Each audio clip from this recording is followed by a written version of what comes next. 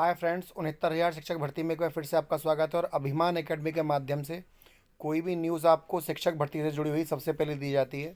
Channel की किसी भी अपडेट के लिए चैनल को सब्सक्राइब कर लीजिए ताकि कोई भी अपडेट आपको समय से पहले मिल सके। शिक्षक भर्ती में जो 1 लाख पद खाली हैं उन पर भर्ती कब होगी? 97,000 पदों पर वैकेंसी आएगी या 1.25 लाख पदों पर वैकेंसी आएगी? क्योंकि यूपी में इतने ही पद खाली हैं। और जो अभी अभी याचिकाएं पड़ी हैं हमारे द्वारा, उनमें किन अभ्यर्थियों का नाम नहीं है ये भी आपको पता होना चाहिए। और 6800 ऑर्डर कब आने वाला है और किनको याची लाभ अभी मिलने वाला है, वो कौन कौन सी चीज़ें हैं। हेल्थ क्लब के बारे में मैंने आपको कल बता दिया था कि अब हर प्राइमरी स्कूल में हेल्थ क्लब खुलने वाला है। हेल्थ क्लब से अर्थ ये है कि एक एक फर्स्ट एड का बॉक्स दिया जाएगा।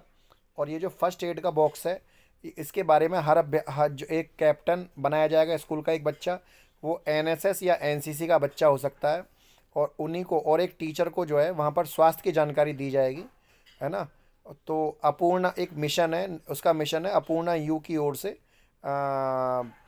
स्वास्थ्य क्लब गठित करने की निर्देश जारी किए गए हैं, ठीक है ना। तो इस संबंध में आपको जानकारी होना चाहिए। मैंने आपको कल ही बताया था प्रदेश भर में प्राथमिक स्कूलों में शिक्षकों के 1 लाख पद खाली हैं। प्रतियोगी छात्रों ने सरकार से पूछा कि हर साल नियमित रूप से भर्ती क्यों नहीं होती जब 1 लाख पद खाली हैं।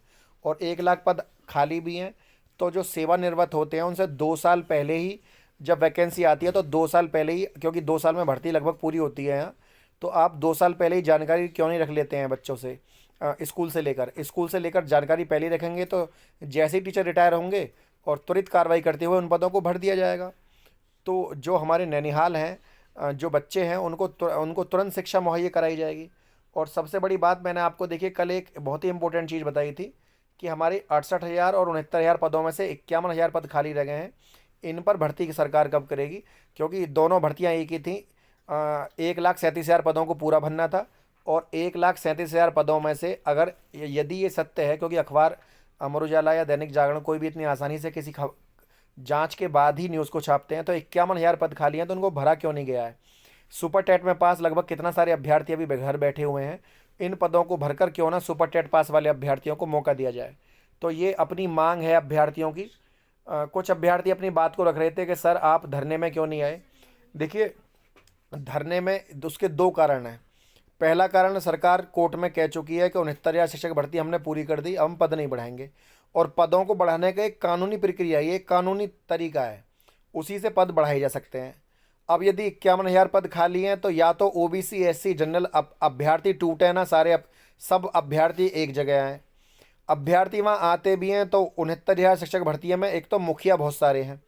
मुखिया क्या है, कोई अभ्यर्थी कहेगा लाओ जी मैं आपके डॉक्यूमेंट जमा कर रहा हूँ, कोई अभ्यर्थी कहेगा कि मैं वहाँ वहाँ खड़ा हूँ डाइट परिसर पर, कोई कहेगा मैं चौराहे पर खड़ा हूँ। तो लगभग 10 लोग 10 तरह की बात करते हैं, तो अभ्यर्थी गुमराह हो जाते हैं कि करें क्या। जबकि तरीका केवल एक ही है। देखिए, किसी के ना तो डॉक्यूमेंट इकट्ठा करने से ना ही किसी के प्रत्यावेदन जमा करने से कोई काम नहीं होता।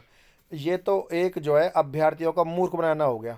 क्यों? क्योंकि ऐसे अगर अगर देखिए सबको अगर ऐसे नौकरी मिलती तो 69,000 शिक्षक भर्ती में 69,000 बच्चों के प्रत्यावेदन मैं जमा करता और लखनऊ में जाकर खुद देकर आता। ऐसे अगर सर आपको लगता है किसी को आप डॉक्यूमेंट दे देंगे, मेरे पास एक मैसेज आया था कि सर हम अपने वहाँ डॉक्यूमेंट जमा कर दें तो हमें नौकरी मिल जाएगी। तो भैया, किसी को डॉक्यूमेंट जमा करने की आवश्यकता नहीं है, ना ही डॉक्यूमेंट जमा करने से नौकरी मिलती है। आप किसी को भी जमा कर दें अपने डॉक्यूमेंट, इससे क्या फ़र्क पड़ता है?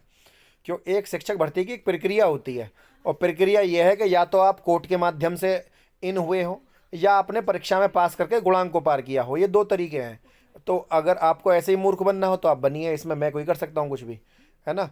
या फिर आप अपना जातिवाद भूल जाइए, ओबीसी एससी जनरल भूल जाइए, सब बच्चे इकट्ठे होकर आइए कि जी 51,000 पद खाली हैं उनको भरिए। ये यहाँ पर लिखा हुआ है, देखिए, ये अमर उजाला की न्यूज़ है, मैंने नहीं छापी अमर उजाला की न्यूज़, प्रयागराज का अखबार है। आप इसको गूगल पर जाकर निकाल सकते हैं, किसी मंत्री महोदय को दिखा सकते हैं कि 51,000 पद खाली हैं 1,37,000 में से।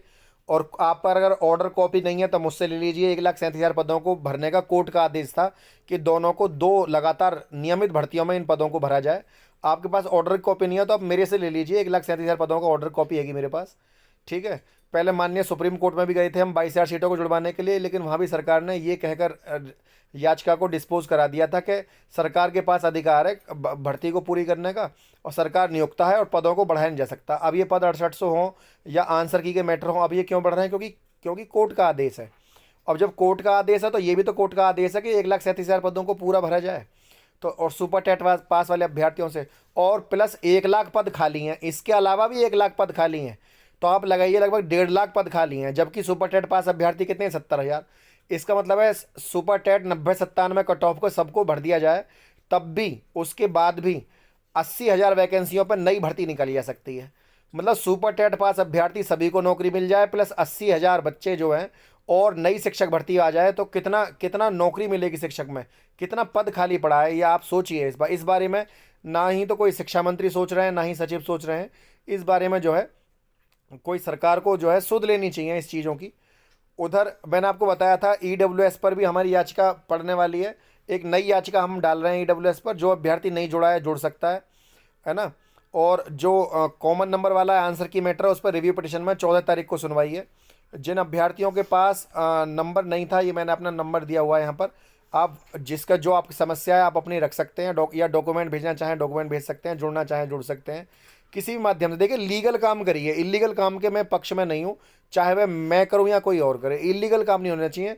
उस काम का एक मैं एज एन एडवोकेट भी बोल रहा हूँ ये बात, एक वकील के आधार पर भी बोल रहा हूँ मैं ये बात, कि कोई भी काम करें उसका एक लीगल आधार हो, इलीगल काम ना करें आप कोई भी, है ना। लीगल अधिकार आधार होता है तो आप कहीं ना कहीं यहाँ लाभ ले जाते हैं, और कोई भी काम लीगल ना हो।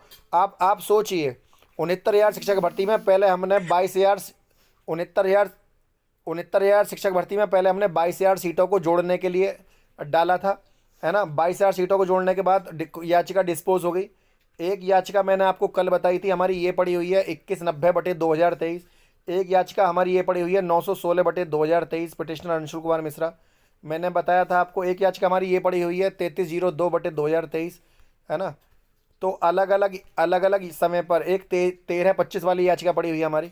मतलब कोर्ट के माध्यम से ही हम पदों को जुड़वाने के बारे में सोचते हैं। और कुछ याचिका ऐसी भी हैं जिन्हें मैं नहीं जोड़ सकता, तो मैंने और अभ्यर्थियों के माध्यम से उन याचिकाओं को पढ़वाया, क्योंकि हम जनरल कैटेगरी से हैं। हमारे ओबीसी एससी भाइयों को भी उनका पूरा हक मिलना चाहिए। हम ये पक्ष में नहीं है केवल हम ही को लाभ मिले, सभी को उनका लाभ मिलना चाहिए। तो जो भी अभ्यर्थी नहीं जुड़े हैं, अब याची लिस्ट में किसका नाम नहीं है, एक बात ये भी सुन लीजिए। कुछ अभ्यर्थियों ने अपने डॉक्यूमेंट सेंड कर दिए हैं, वो भी आधे अधूरे, प्लस फीस उन्होंने भेजी नहीं। तो और सोचते हैं कि सर हमने सर को डॉक्यूमेंट भेज दिए तो सर भूल जाएंगे किसी भी चीज़ को। तो मेरे भाई, आपको पूरा प्रोसेस जो है पूरी तरीके से भेजना चाहिए, ये तरीका गलत है। तो आप किसी को मूर्ख नहीं बना सकते, और जब आप शिक्षक हो तब तो आप बिल्कुल नहीं बना सकते। तो आप थोड़ा सा ध्यान रखें इन चीज़ों का, अपने डॉक्यूमेंट पूरे भेजिए और प्रक्रिया को पूरा करिए। फ्रेंड, यदि वीडियो आपको अच्छी लगी तो वीडियो को लाइक शेयर, चैनल को सब्सक्राइब करना ना भूलें। आज के लिए इतना ही। जय हिंद, जय भारत।